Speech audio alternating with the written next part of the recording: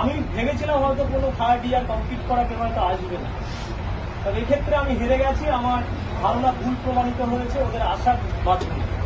ওরা যে এসছেন খুব খুশি হয়েছে এবং এই সুন্দর একটা আনন্দ উপহার সেই সঙ্গে অনুভব করার জন্য, নিজেদের মধ্যে ভাগ করে নেওয়ার জন্য অসংখ্য ধন্যবাদ তোমাদের তরফ থেকে। এবং আমার সেই সঙ্গে বোন নাম মধুমিতা দাস।